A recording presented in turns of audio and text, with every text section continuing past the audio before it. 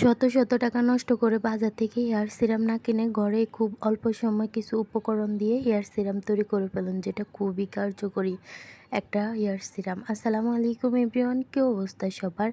চলে আসলাম নতুন একটা হেয়ার সিরাম রেসিপি নিয়ে। তো প্রথমে নিয়ে নিলাম একটা শসা আর একটা লেবু। এখন অফ ক্যামেরায় শসাগুলোকে কুচি কুচি করে কেটে নিলাম, দেখতেই তো পারতেছেন।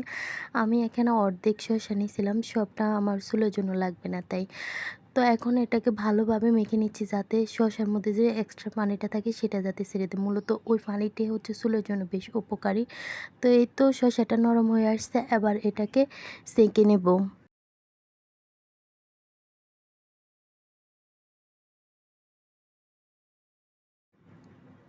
এই তো ছাঁকা কমপ্লিট। আর দেখতেই তো পারতেছেন কতটুকু পানি হয়েছে। এটা আমার চুলের জন্য পারফেক্ট। আমি যেহেতু সংরক্ষণ করব না তাই অল্প করে নিছি, আর আপনারা চাইলে বেশ কম করতে পারেন।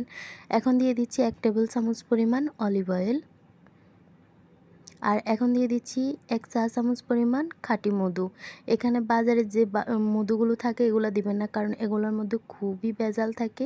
তাই চেষ্টা করবেন খাঁটি মধুটা দেওয়ার জন্য। এখন ভালো করে মিশিয়ে নিচ্ছে। আরেকটা কথা, এখানে কিন্তু 1 চা চামচ পরিমাণ অ্যালোভেরা পেস্টও দেওয়া হয়েছে। আর এখন দিয়ে দিচ্ছি হাফ চা চামচ পরিমাণ লেবুর রস।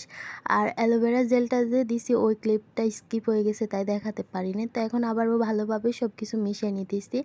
আর এই হেয়ার সিরামটা অ্যাপ্লাই করার নিয়ম হচ্ছে, শ্যাম্পু করার পরে একটা স্প্রে বোতলে নিয়ে স্প্রে করতে পারেন, আর নয়তো বা তুলার সাহায্যে চুলের স্ক্যাল্পে লাগাতে পারেন। কোনো সমস্যা নেই, এটা চুলের গোড়ায় গেলেও কোনো ক্ষতি হবে না। তো আশা করি আপনাদের কাছে এই ভিডিওটা ভালো লাগবে। যদি ভিডিওটা ভালো লেগে থাকে অবশ্যই লাইক, কমেন্ট, শেয়ার করবেন এবং পেজটি ফলো দিয়ে পাশেই থাকবেন। ধন্যবাদ।